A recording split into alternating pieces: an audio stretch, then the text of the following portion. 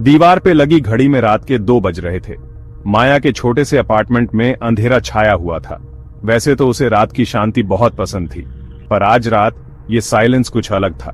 फिर वो हुआ, टेलीफोन की तेज चीख जैसी आवाज, उस शांति को चीरती हुई जैसे कोई चीख हो। माया का दिल जैसे हलक में आ गया। इतनी रात को कौन कॉल करेगा? उसके दोस्त तो सब सो रहे होंगे पक्का, शायद कोई रॉन्ग नंबर होगा। लेकिन जैसे जैसे फोन बजता रहा, एक अनजाना सा डर उसकी रीढ़ में दौड़ने लगा। हर रिंग पहले वाली से ज्यादा तेज थी, जैसे जवाब मांग रही हो। वो फोन को घूर रही थी। अब वो अंधेरे में किसी मॉन्स्टर जैसा लग रहा था। उसे उठाने के लिए जब उसने हाथ बढ़ाया तो वो कांप रहा था। एक गहरी सांस लेकर माया ने रिसीवर झपट लिया। हेलो, वो धीरे से बोली। जवाब में साइलेंस था। फिर एक हल्की सी आवाज। क्या वो सांस लेने की आवाज थी? माया ने फोन वापस क्रेडल पर रख दिया। उसका हाथ कांप रहा था। कुछ नहीं था, उसने खुद से कहा, बस एक प्रैंक कॉल। लेकिन उसका दिल जोर जोर से धड़क रहा था। यह प्रैंक जैसा नहीं लग रहा था। सांस लेने की आवाज बहुत पास से आई थी। वो बिस्तर से उठी। उसके पैर लकड़ी के ठंडे फ्लोर पर पड़े। उसके अपार्टमेंट में हर परछाई जैसे नाच रही थी। फर्नीचर के जाने पहचाने शेप्स भी डरावने लग रहे थे। क्या विंडो के पास कुछ हिला था? उसने अपनी सांस रोककर सुना, सिर्फ पुराने रेफ्रिजरेटर की गुनगुनाहट और उसके खुद के दिल की तेज धड़कन। अब साइलेंस शांत नहीं था, वो अनदेखी चीजों से भरा हुआ था।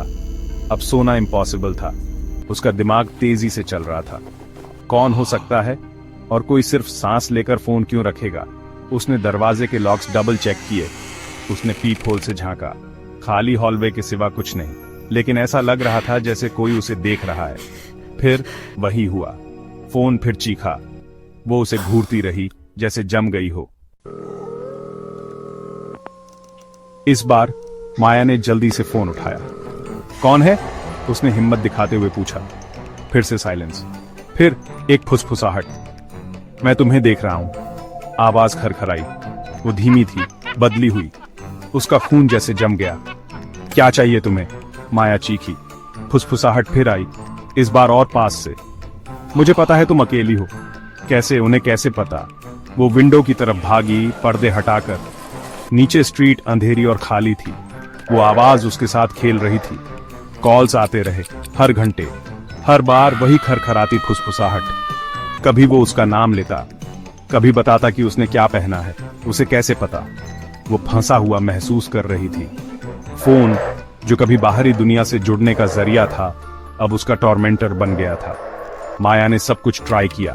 उसने फोन अनप्लग कर दिया, लेकिन कुछ मिनट्स बाद उसे हल्की सी रिंग सुनाई दी। दीवारों के अंदर से?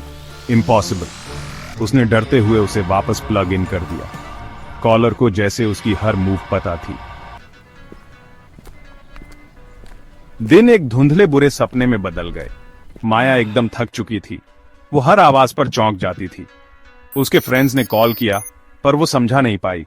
वो उन्हें कैसे बताती कि एक टेलीफोन उसे परेशान कर रहा है। लेकिन एक सुबह कुछ बदला। एक छोटी सी बगावत की चिंगारी। वो ऐसे और नहीं जी सकती थी। डर कर छिपना कोई ऑप्शन नहीं था। ये चीज, ये आवाज उसके डर से ही तो पल रही थी। उसे डरना बंद करना था, या कम से कम न डरने का नाटक करना था। उसने फाइट बैक करने का फैसला किया, अपने खुद के होश के लिए, अपने खुद के सर्वाइवल के लिए। अगली बार जब रात के 2 बजे फोन बजा, वो तैयार थी। उसका दिल अभी भी जोरों से धड़क रहा था, लेकिन रिसीवर उठाते वक्त उसका हाथ स्थिर था। हेलो, उसने कहा। उसकी आवाज साफ और मजबूत थी। खरखराती सांसें शुरू हुईं। मैं तुम्हें देख रहा हूं, आवाज फुसफुसाई। नहीं, तुम नहीं देखते, माया ने दृढ़ता से कहा। तुम वही देखते हो जो तुम देखना चाहते हो। तुम्हें सच में क्या चाहिए? साइलेंस। फिर एक अजीब सी आवाज, एक दबी हुई सिसकी, या लाइन पर कोई गड़बड़। ये तुम्हारे लिए सिर्फ एक गेम है ना? माया ने जोर देकर पूछा। लाइन डेड हो गई। माया इंतजार करती रही, अगली रिंग के लिए तैयार। 1 मिनट गुजरा, फिर 5, फिर 1 घंटा। फोन साइलेंट रहा। सुबह 3 बजे वाला डरावना कॉल कभी नहीं आया। जैसे ही सुबह की पहली किरण उसकी विंडो से अंदर आई, उसके सीने में एक नाजुक सी उम्मीद खिली। क्या ये खत्म हो गया? क्या ये वाकई इतना सिंपल था? उसके अपार्टमेंट का साइलेंस अब अलग था। वो सच में शांत था, पीसफुल। उसे कभी पता नहीं चला कि कॉलर कौन था या उन्होंने उसे क्यों चुना था। शायद वो कोई डिस्टर्ब्ड इंसान था, शायद कुछ और था, कुछ ऐसा जिसे डिफाइन करना मुश्किल हो। उस आखिरी कॉल पर जो सिसकी उसने सुनी थी, वो कभी कभी उसे परेशान करती थी। क्या वो कॉलर के अपने दर्द का साइन था या बस एक और ट्रिक? उसे कभी पक्का पता नहीं चलेगा, लेकिन कॉल्स बंद हो गए थे, बस यही मैटर करता था। आखिरकार वो डर खत्म हो गया था। माया ने धीरे धीरे अपनी लाइफ को वापस पाना शुरू किया। उसने सीखा कि हिम्मत डर का ना होना नहीं है, बल्कि डर के बावजूद काम करना है।